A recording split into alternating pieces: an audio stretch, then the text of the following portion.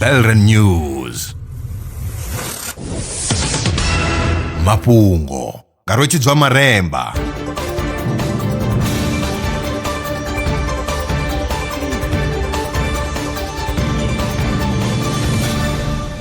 Ndo livhuwa vhukuma zwa zwino ndi tshifhinga tsha mafhungo. Zwino ndi zwine zwa vha na mivhala minzhi zwikhumboni ya u sa tsha wanala. Izwi ndi u ya nga tsedzuluso ntswa yo gudaho nga ha tshinoni tsha collared laughing thrush kana tshinoni tsha Halloween. Ndi tshinoni tshine tshi a rengeswa hu itela u tshifuwa ngei kha ḽa Vietnam. U ya nga vha dzangano ḽa ḽifhasi ḽa u tsireledza mupo International Union for Conservation of Nature IUCN, tshinoni tsha Halloween tshikhumboni khulu ya u sa tsha wanala. Bambiri, the link between colorfulness and extinction risk across the world's passerine birds, yo gandiswa kha dzhenala ya Conservation Biology. Tshikafhadzo ya mapulastiki lwanzheni ndi thaidzo khulwane. Vhunzhi ha zwipuka zwa lwanzheni zwi a hahedzeya nga mapulastiki. Tsedzuluso ntswa yo wana uri maḓambatshekwa a khomboni ya u hahedzeya zwigubuni zwa mapulastiki. Kha bambiri, swimming crab in a bottle, a 2-month drift on the ocean surface while entrapped. Vhasedzulusi vho ṱalutshedza uri nga ṅwaha wa 2012 hu na ḓambatshekwa ḽe ḽa tshila maḓuvha a 42 ḽo hahedzeya tshigubuni tsha pulasitiki tshe tsha vha tshi khou papamala vhukovhela ha phendelashango ya Okinawa kha ḽa Japan.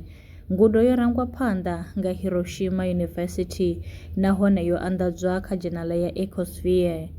A guma ngaurali mafhungo e nda vha farela one. Nṋe na vhone kha ri ṱangane mafhungoni tshifhingani tshiḓaho. Lwa miṅwaha i fhiraho fusumbe dzina ḽithihi fhedzi ndi ḽone ḽi bvaho phanḓa khou endedza vhadzulapo vha ḽa Afrika Tshipembe. Mulaudzi Transport Service ndi khamphani yavho ine ya vha endedza u ya na u vhuya mishumoni nyendo dza kule na tsini, hu tshi katela na u welekanya mikano ya mashango a tsini na Afrika Tshipembe. Ri vha endedza vha swika hune vha khou ya vho tsireledzea. Arali vha tshi ṱoḓa u bva nga tshigwada u dzhenelela vhuṱambo vhufhio na vhufhio, kha vha ri fhulufhele ngauri ri ḓo vha swikisa nga tshifhinga. Vha nga ri kwama kha nomboro dzi tevhelaho 083 227 0606. Mulaudzi Transport Service, no place is too far to reach. Zwino ri tshi khou amba vhanga vha sa ḓivhi uri masheleni a u tandulula thaidzo ine vha vha nayo vha ṱo a wana gai, vha songo tsha ṱwa vha tshi renga nga ṱhoho lini. Belren Brands i hanefha tsini na vhone, ri ḓo vha thusa u bva kha 500 u swika kha 4000 randa. Riṋe ri khou ṱoḓa tshiḽipi tsha muholo, khophi ya basa, 3 months bank statement na proof of residence. U bva afho tshelede i khou ṋamba ya dzheniswa nga murahu ha zwiminetse nyana. Kha vha rumele WhatsApp zwino 072 019 5843. Belren Brands ndi vhahadzimiswa masheleni vho ḓiṅwaliselaho. Are you a survivalist entrepreneur in the Vemba district? Belren Brands is here to back your hustle. Get a loan from just 500 rands up to 4,000 rands designed to grow your business. All you need is 6 months of bank statements, 6 months of sales records, your South African ID, and proof of residence. Apply today on WhatsApp 07201958843. Belren Brands, empowering entrepreneurs, building communities. Terms and conditions apply.